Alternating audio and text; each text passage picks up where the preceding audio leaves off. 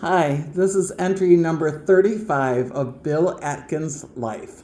And Bill is going to tell us a story today about some amazing writing and then sing and play for us a song, Show Me the Way to Go Home. Bill, how about it? Before I show the sign, tell me about it. Well, I will be happy to. I traveled in the Middle East a lot, and Saudi Arabia was a very difficult country to travel into. But my dealer happened to be a prince, so he was able to get me special papers to allow me entry into the country, as many as I wanted to make, and I could go anywhere I wanted. And I even had a piece of paper saying that if a policeman stops this man, the head of the secret police is his friend. So you're going to have to explain your story to the head of the secret police for Saudi Arabia. They would say, I don't think you want to do that, do you? Not if the guy values his job, he doesn't. So I felt very comfortable in anything I did, but I never broke the law. I had no intention of breaking the law. But sometimes I hit my foot on the gas a little bit, and sometimes when they had a whole line of cars stopped, I went around them. And if a guy came by me and pulled me over, I would show him this card, and the guy would stand back with his eyes wide open and salute me, and off I went again. So it's too bad you have to use things like that in a country, but in the Arab world, you had to do that. You had to. So that protected me very much, and I value that a lot. So anyway, my travels into Saudi Arabia, I used to go to Jeddah. And Jeddah is a main entry port on the west side of Saudi Arabia. And I've been there probably 30 times maybe. And my dealer was located there.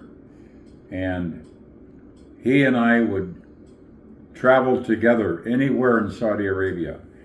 And so I learned a lot of customs. And the one thing you don't do, you never bring alcohol into that country. Because if you did, you would be in jail immediately. And they jailed a complete flight crew from British Airways one time when they all were bringing liquor into Saudi Arabia because they were going to be there for about a week and they wanted all this liquor. Well, guess what happened? They all found themselves in jail, and the guy from British Airways had to do a lot of work to get them released. And when they got released, they were told, you will never be allowed in this country again because you broke the law. And that was it. Like it or not, that's what happened. And of course, I already knew this, and I would never, not even a sample, you didn't dare have a sample of alcohol that sometimes they give you on an airplane. And that's the way it is. That's the rule. And that's the rule of the monarch of Saudi Arabia. So you don't break his laws. And I want to tell you a little side story, if you don't mind, before I get going. He had a niece that was, growing up there in Saudi, and she liked this guy who was a Palestinian, and they used to pal around a lot. And she said to him, let's go to England, and if we want to, we can get married there.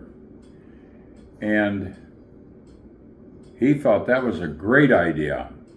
And they Don't ask me who told the police or whatever, but when they got into the airport where they have a departure lounge, some officers came and picked them up and marched them out of there. She was told, "You have broken the royal law. You will be executed." And she was. And the Palestinian boy, same thing happened to him. And there was nothing anyone could do. They were not going to change the law. Politics be damned. They were not going to have any effect on these two people, and they were executed. And I thought that was so horrible. But the law is the law, and she should have known that for sure.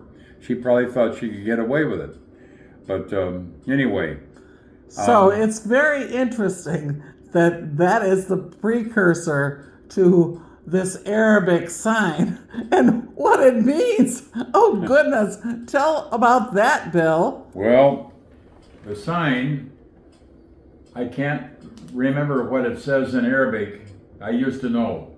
But it says, "You are welcome in my home." And it's done for me by an Arab company. And that's exactly what I told them I wanted, and I've had guys translate it, and that's exactly what they said. "You are welcome in my home." And Saudi Arabia is a different country. Of all the countries in the world, it's totally different. They have rules that you don't dare break. You don't dare break. And Aramco, which was a American Arabian oil company, on the east side of Saudi Arabia, had about 1,000 employees, Americans, and they were all told, "Don't you even test their laws. If you think you want to test them, get out of here. We don't want to have to face the police when they arrest you." And so they really embedded that thought in the minds of the people. And I talked to people who were there for 25 years, and they loved the country, but they had to obey the law of the different laws of the country. So it's a different place, totally different place. I was in a store talking with this guy who was he was one of the employees of my dealer. And we were talking, and he said, you ever get any liquor here?" And I said, "Oh, no. No, I would not try to do that." I said, "I love scotch." And there was a woman standing nearby, and she evidently could understand English, and she disappeared. And he said, "Come on with me, Bill. Where are we going?" "Just come on with me." And we got in his car and took off.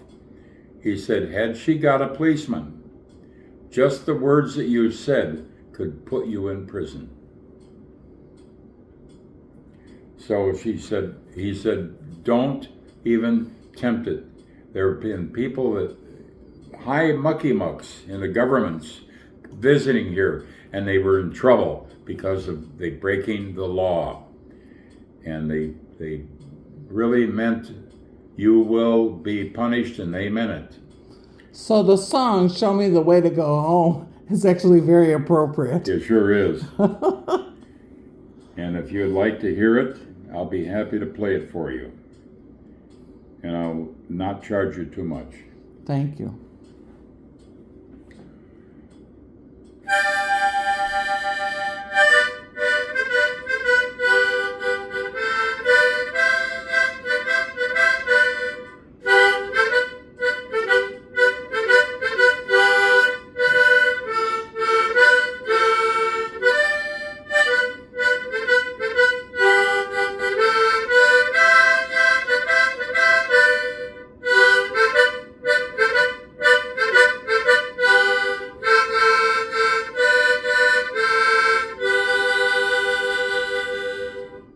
Bravo. Can you sing it too?